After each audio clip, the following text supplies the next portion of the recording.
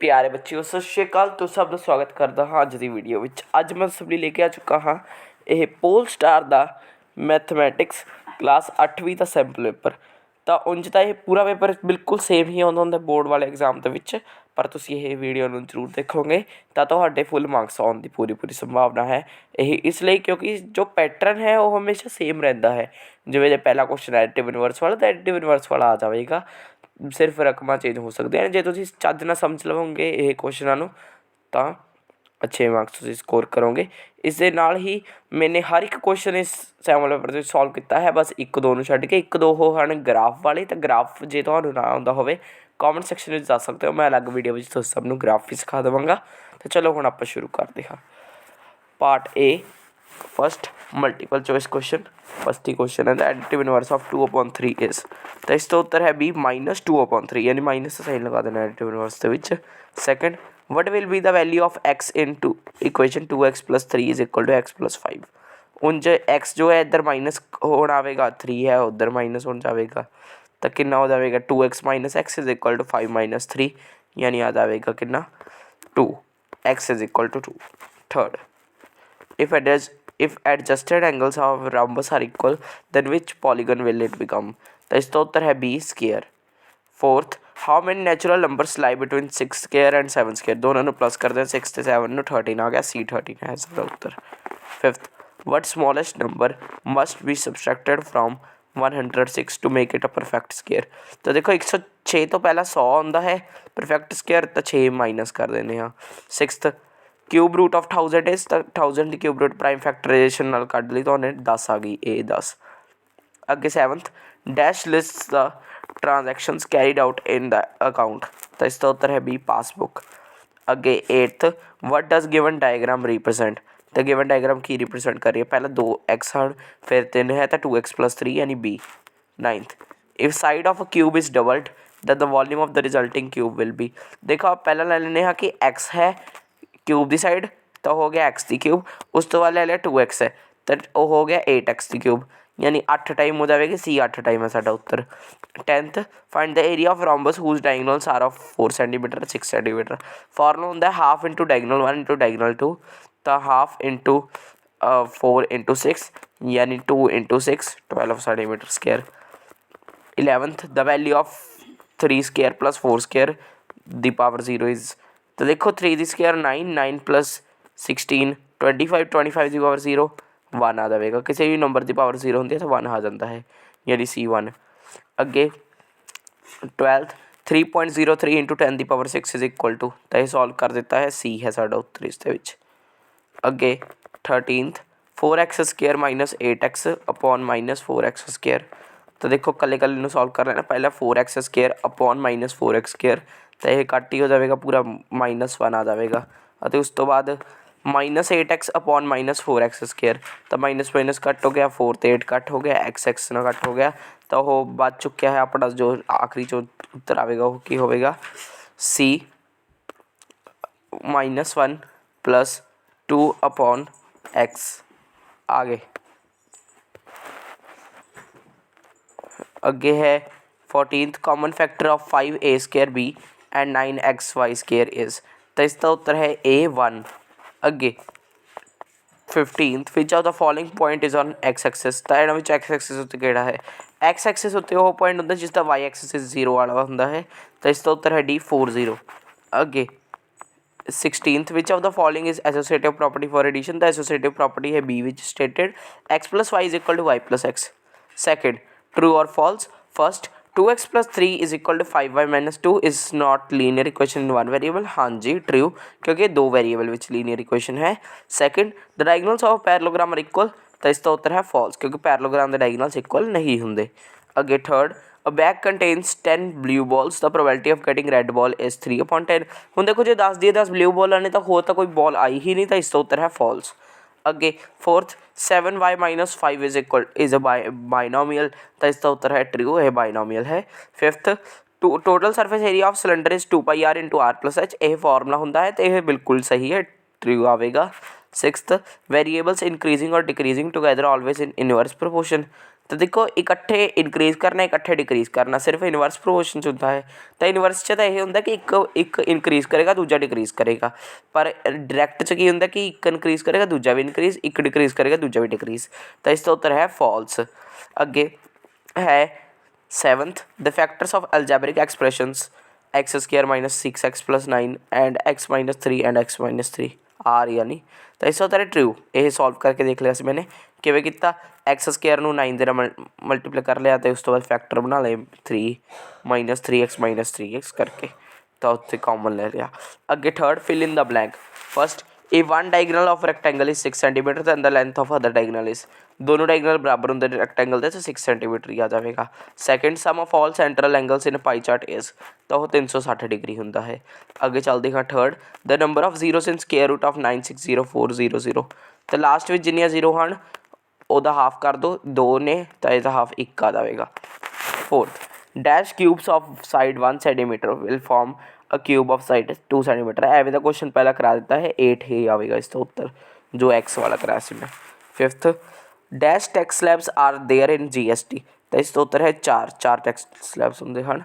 Sixth standard form of 0.00000021 is तो इसका उत्तर है 2.1 इंटू 10 दी पावर -6। अगे seventh the abscissa of 2 7 is तो इसका उत्तर है 2 part B. Fourth solve and write the multiplicative inverse of तो 4 ਨੂੰ 8 ਦੇ ਨਾਲ ਕੱਟ ਕੇ कर ਦਿੱਤਾ 2 5/2 इंटू 3 यानी 5/6 आ जाएगा। ਹੁਣ इसका मल्टीप्लिकेटिव इनवर्स 6/5 यानी इसने पुट्ठा करके रेसिप्रोकल लिख दिता। Fifth find the square root of 3600 by using the prime factorisation formula. तो ये कर सकते हो तो मैंने साइड के करके दिखा देता है। ये 3600 की आप स्क्वायर रूट पता की प्राइम फैक्टराइजेशन नाल देख सकते हो 60 आ चुकी है। अगे sixth evaluate 4 the cube minus 3 the cube तो 4 द क्यूब होंगे 64 माइनस 27 आ जाएगा 37।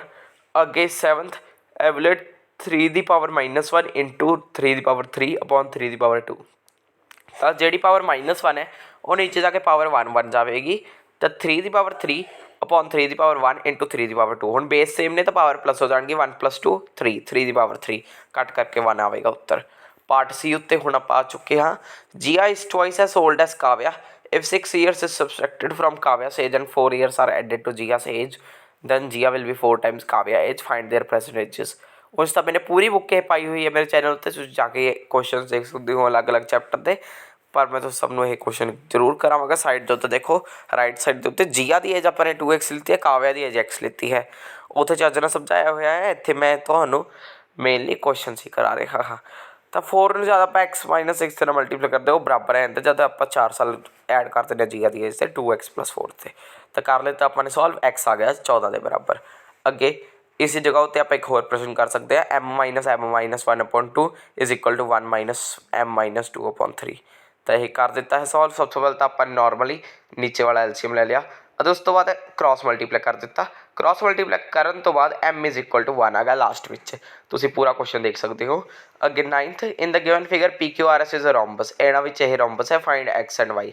तो देखो हुण जो राइट साइड उत्ते वो अपने x पता किया है 2x + 1 = 9 वो की है मतलब कि ये दोनों बराबर ने क्यों क्योंकि diagonals of rhombus bisect each other एक दूसरे अद्धा कटते हैं। तो 2x = 8 आ जाएगा हूँ x = 4 आ जाएगा। दूसरी साइड उत्ते भी same reason 3y + 2 = 11 3y = 9 y = 3। 10th subtract sum of x into 2x + 7 - 2 and 3x into x - 2 + 7 from 7x - 1 तो यह कर देता है। राइट साइड तो देखो सम पता कर लिया फिर डिफरेंस पता कर लिया। Okay 11th a 15 meter high pole cast shadow of 10 meter find the height of the tree that cast a shadow of 15 meter under similar conditions। तो देखो अब मैंने कर देता मल्टीप्लाई थे 22.5 मीटर हाई पोल आ गया। आगे if 15 men can build a wall in 24 hours how many men will be required to do the same work in 30 hours। तो 15 men is equal to 24 hours x men is equal to 30 hours तो यह कर दिता cut 24 ते 30 cut चुके हैं।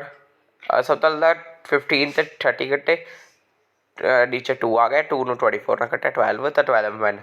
अगे 12th factorise x² - 5x + 6 तो सब तो पहले 6x² आ गया आले दुआले मल्टीप्लाई करके फिर इस फैक्टर हो गए -3x से -2x ਐਵੇਂ ਹੀ ਆਪਣੇ ਫੈਕਟਰਾਈਜ਼ ਕਰਦੇ ਤਾਂ x-2 × x-3 ਸਾਡਾ ਉੱਤਰ ਆ ਗਿਆ। इस जगह उत्ते तुसीं मैच का कॉलम भी कर सकते हो। मैच का कॉलम मैंने सारे किए हुए हैं, एक बार तुसीं सब नूं देख सकते हो। हुण आपां वधदे हां अगे 13th draw the graph for the values given in the table with suitable scale on the axis. तो यह ग्राफ बनाना है ਅਤੇ ਇਸ ਤੋਂ ਤੁਹਾਨੂੰ ਕੋਸਟ ਪਤਾ ਕਰਨੀ ਹੈ 6 kg ਅਤੇ 8 kg। ਇਹ ਗ੍ਰਾਫ ਦਿੱਤਾ ਜਾਵੇਗਾ ਉਸ ਤੋਂ ਉੱਤੇ ਬਣਾ ਸਕਦੇ ਹੋ। ਜੇ ਨਹੀਂ ਆਉਂਦਾ ਤਾਂ ਤੁਸੀਂ ਮੈਨੂੰ ਕਮੈਂਟ ਸੈਕਸ਼ਨ ਵਿੱਚ ਦੱਸ ਸਕਦੇ ਹੋ, ਵੀਡੀਓ ਦਾ ਲਿੰਕ ਭੇਜ ਦੇਵਾਂਗਾ। Part D 14th the given graph represents the number of literate women in the age group 10 to 40 years of town। Graph ਨੂੰ ਧਿਆਨ ਨਾਲ ਦੇਖੋ, ਆਪਾਂ ਪ੍ਰਸ਼ਨ ਉੱਤੇ ਚੱਲਦੇ ਹਾਂ ਸਿੱਧਾ। First write the age group in which the number of literate woman is highest. ਸਭ ਤੋਂ ਜ਼ਿਆਦਾ किस एज ग्रुप में 15 तो 20। अगे second what is the size of the interval 10 तो 15 यानी 5 का इंटरवल हो चुका है। Which is the least frequency सब तो घट फ्रीकुएंसी केड़ी है 10 तो 15 के 300। अगे in which group the number of literate woman is least तो सब तो घट 10 तो 15 ही है। What is the number of literate woman in the age group 35 तो 40 तो 35 तो 40 के 350 है 350। What information does this graph represent तो केड़ा इन्फॉर्मेशन करती है यह है literal woman in each age group. या इस जगह उत्ते कर सकते हैं draw a pie chart showing the following information the table shows the colour preferred by group of people. तो इसका पाई चार्ट बना देना है। पाई चार्ट नहीं आता वो भी कॉमेंट सेक्शन में दस सकते हो। 15वां प्रश्न ये क्वेश्चन बहुत इंपॉर्टेंट है, ध्यान देना। देखियो a person purchase second hand bike for 16,000 if its rate depreciate at 5% per year what will be its value after 2 years. तो 5% उसका रेट हर साल घटी जा रहा है। तो आप फॉर्मूला लगा दिता बस माइनस वाला वही जो अमाउंट वाला आप करते होंगे हाँ कंपाउंड इंटरस्ट वाला। तो जो आखिर में उत्तर आया है वो आया है 14,440। इसी जगह उत्ते आप एक होर भी कर सकते हैं। A shop gives 20% discount on market price what will be selling price of each of the following.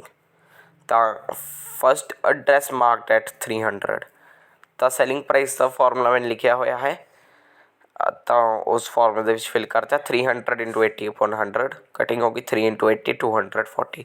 A pair of shoes marked at 750 यही भी कर दिता तो यह आ गया 600। अगे चलते हाँ हूँ आप 16th a square and rectangular field with measurement have the same perimeter which field has larger area and by how much. दिते गए हैं इन्हों के एक एक का एरिया पता कर लिया। रैक्टेंगल का आ गया 2400 सेंटीमीटर स्क्वायर स्क्वायर का आ गया 2500 मीटर स्क्वायर। तो square has more area by 100 metre square.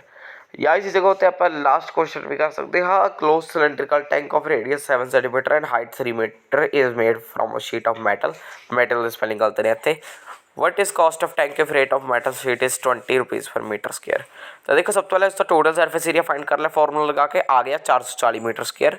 उस तो बाद 1 मीटर स्क्वायर 20 रुपये का 440 मीटर स्क्वायर 440 × 20 यानी 8800 रुपये का। तो प्यारे बच्चों अज की वीडियो ना ही मैं तो सब मिलूंगा अगली वीडियो इस देखने धन्यवाद।